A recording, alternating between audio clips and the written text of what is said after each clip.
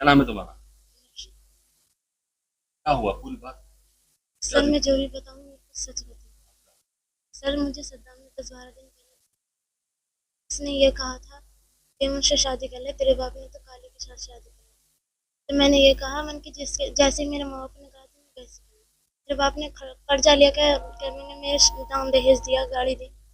Sir में उसने मुझसे ये कहा मैं तुझे रामपुर नहीं जान दूंगा और तूने अगर किसी को ये बात बताई तो पहले तुझे मारूंगा फिर तेरे माँ बाप को। तो सर मैंने ये इसमें डर के मारे नहीं बताई और फिर उसने मुझसे जाते टाइम कहा कि बिल्ली खाती ना है तो बिगाड़ जरूर दे है, मैं देख अब क्या करता हूँ। सर मैं डर गई, मैंने अपने माँ बाप को अपने मुझे अपनी जान की परवाह नहीं थी, मुझे अपने माँ बाप की जान की परवाह थी। इस मारे मैंने अपने माँ बाप को ये बात नहीं बताई, लेकिन मुझे ऐसा पता नहीं था कि मुझे भी छोड़ेगा, मेरे माँ बाप को भी छोड़ेगा और निहाल को जाकर मार देगा। सर मुझे ये मालूम नहीं था, मुझे ये मालूम होता तो मैं अपने माँ बाप को बता देती। आपने अभी जिस मोहतरमा को सुना, इनका नाम है गुलफसा। और शादी से केवल एक दिन पहले इनके होने वाले शौहर की हत्या कर दी जाती है। हत्या का आरोपी कोई और नहीं बल्कि इनका एक्स बॉयफ्रेंड था। और घर वालों का आरोप था, जो लड़के वाले थे, जो इनके शौहर के घर वाले थे, होने वाले शौहर के, सॉरी, उनका कहना था कि इस हत्या के पीछे लड़की का भी हाथ है और लड़की अपने बॉयफ्रेंड के साथ मिली हुई है। अब लड़की खुद कैमरे पर आ गई और लड़की का ऐसा कहना है कि इसने धमकी तो दी थी, जिसका एक्स बॉयफ्रेंड है उसने धमकी दी थी कि मैं, तुम मेरी नहीं होगी तो किसी की नहीं होगी, मैं तुम्हारी मम्मी पापा को भी मार दूंगा और मैं तुम्हारे होने वाले शौहर को भी मार दूंगा, तरह तरह की बातें। लड़की को डर था कि कहीं ना कहीं ये उसके माँ बाप को मार देगा या कुछ ऐसा उल्टा सीधा कर देगा, तो इसलिए डर के मारे लड़की ऐसा कह रही है कि मैंने अपने घर वालों को ये बात नहीं बताई।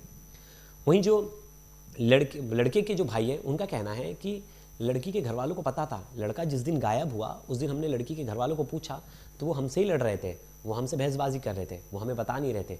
लेकिन जब समय ज़्यादा बीत गया और लड़की वाले वापस अपने घर चले गए तो वहाँ से फ़ोन करके हमें बताते हैं कि घर आओ, कुछ बताना है। और हम जब उनके घर जाते हैं तो वहाँ पता चलता है कि जो गुलफसा है उसका एक एक्स बॉयफ्रेंड है जिसका नाम है सद्दाम, और शायद उसने ये घटना को अंजाम दिया होगा, शायद वो इस चीज़ों में शामिल है। तो क्या है ये पूरी मर्डर मिस्ट्री? क्या सच में गुलफसा निर्दोष है या वो इस हत्याकांड में शामिल है? क्या कुछ सवाल है? उन सब सवालों के जवाब इस वीडियो में आपको मिलेंगे। लास्ट तक ये वीडियो जरूर देखिएगा। नमस्कार, मेरा नाम है प्रेश पांडे और आप देख रहे हो क्राइम तक।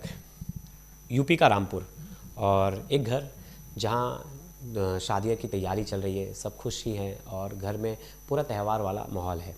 इस बीच जिसकी शादी होने वाली निहाल की, निकाह होने वाला है एक दिन बाद, निहाल भी बहुत खुश है और घर में सब मेहमानों का स्वागत कर रहा है, अच्छे से बाकी प्रोग्राम में एक्टिव है। उसे कॉल आता है निहाल को कॉल आता है और सामने वाला जो शख्स है उसे निहाल नहीं पहचानता, इसलिए उसका नंबर नहीं उठाता। वो शख्स उसे 2 बार और कॉल करता है, फिर निहाल उसका कॉल उठा लेता है। वो सोचता है कि शादी का समय, बहुत ऐसे लोग भी होंगे जिनके नंबर नहीं है हमारे पास और हमारे परिचित होंगे।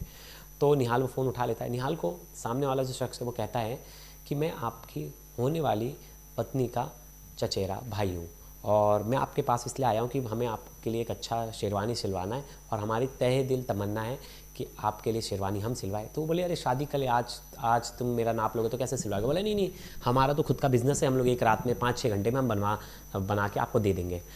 तो बहुत ज़िद करता है जो सामने वाला शख्स है, और वो गुलफसा जो है जिनसे इनकी निकाह होने वाला है उसके बारे में इन्हें सब कुछ पता होता है। तो ये लगता है कि हाँ यार, सही बोल रहा होगा जो सामने वाला लड़का है। तो ये विश्वास कर लेते हैं और सोचते हैं कि चचेरा भाई है। ये दोपहर के 4 बजे घर से बाहर निकलते हैं और वो दोनों बाइक पे इनका वेट कर रहे होते हैं। बाइक पर इन्हें बिठाते, जाते हुए जो है निहाल का भाई देखता भी है, लेकिन उसे लगता है कि दुआ सलाम कर रहे तो आपस में दोनों एक दूसरे को जानते होंगे, तो वो कुछ बोलता नहीं और वो चला जाता है। लेकिन कुछ देर बाद फ़ोन आता है कि आप मुझे यहाँ लेने आओ निहाल, और ये लोग वहाँ पहुँचते तो निहाल वहाँ नहीं होता। फिर एक और जगह कॉल आता है कि यहाँ लेने आओ, वहाँ इन लोग पहुँचते तो वहाँ भी नहीं होता। उसके बाद इसका नंबर स्विच ऑफ हो जाता है। बहुत समय हो जाता है, 2-4 घंटे हो जाते हैं और वो घर वापस नहीं लौटता। तो निहाल के घर वाले तुरंत लड़की वालों के पास पहुँचते हैं और लड़की वाले से पूछते हैं कि हमारा बेटा गायब है, कहीं लड़की का कोई अफेयर वगैरह तो नहीं, उसके बॉयफ्रेंड वगैरह ने तो नहीं मरवा दिया, ऐसा मतलब मरवा दिया या कुछ कर लिया, किडनैप कर लिया? तो लड़की के घर वाले बताने से राज़ी नहीं होते, कुछ भी नहीं बताते। उल्टा ये बोलते हैं कि अच्छा, उसको चचेरे भाइयों का फ़ोन आया था, चचेरे भाइयों का नाम दो, हम पुलिस में देंगे। तो वो भी देने से कतराते हैं, घर वाले बोलते नहीं, वो भी नहीं देंगे। और उनके घर वालों के साइड से एक सरपंच आ जाता है जो वहाँ का लोकल सरपंच है, और ये लोग लड़ाई शुरू कर देते हैं कि नहीं, हमें नहीं देना है, हमारे घर से कोई लेना देना नहीं, आपका बेटा गायब हुआ, इसमें आपकी गलती है। तो निहाल के जो भाई हैं वो थक हार कर पुलिस स्टेशन पहुंच जाते हैं। पुलिस स्टेशन में जब तक वो कंप्लेंट देते हैं तब तक जो लड़की वाले गुलफसा के घर से फ़ोन आता है और वो कहते हैं कि हमें कुछ बताना है, आप आ जाओ। और वो बताते हैं कि एक लड़के से गुलफसा का वन साइडेड लव था, वो लड़का इससे एक तरफ़ा प्यार करता है और उसी ने शायद ये किया होगा, उसका नाम सद्दाम है।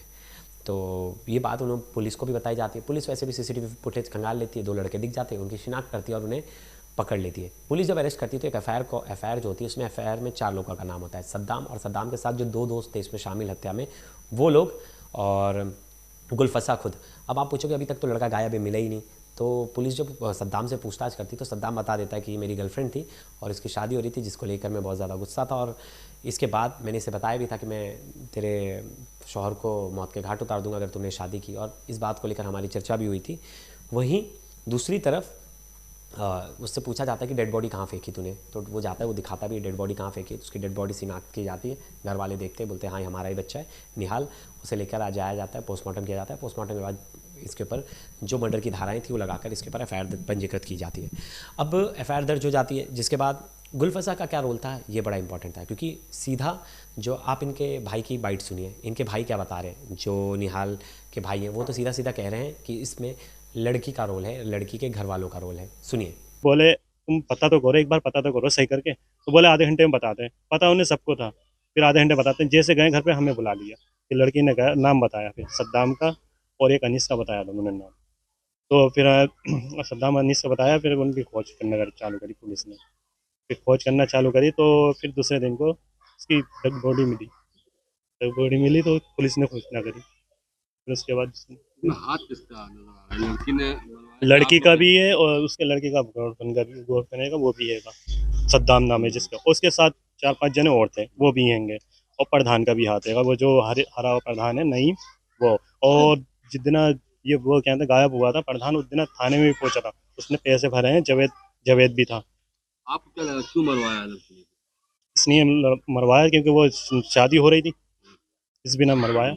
अरे लड़का कम से कम ये कहता था, कहते तू शादी मत कर, मारने की क्या जरूरत थी, और शादी रोकना थी शाम को भेज देता, कहते लगे।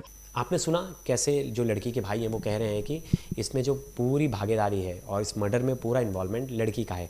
वो लड़की की तरफ से कहा जा रहा है कि मुझे ये नहीं पता था कि ये निहाल को मार देगा, मुझे लग रहा था कि वो मुझे कुछ करेगा या मेरे घर वालों में से किसी को कुछ कर देगा, लेकिन मुझे नहीं पता था वो निहाल को मार देगा।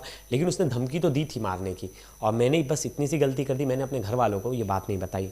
अब गुलफसा की बातों में कितनी सच्चाई है, कितना झूठ बोल रही है, तो टाइम ही बताएगा, क्योंकि अभी इन्वेस्टिगेशन चल रही है। इन्वेस्टिगेशन में जो जो चीज़ें निकल कर सामने आएंगी, जो लड़का है सद्दाम जो आरोपी है उसे पकड़ा गया है, वो क्या कुछ बोलता है कस्टडी में, क्या कुछ एविडेंस है जो निकल कर आते सामने। लेकिन एक तरफ परिवार का कहना है कि लड़की शामिल है, दूसरी तरफ लड़की का कहना है कि मुझे नहीं पता था कि लड़का कुछ ऐसा कर देगा, उसने लेकिन धमकी तो दी थी और मैं उसके साथ इस हत्या में शामिल नहीं हूँ।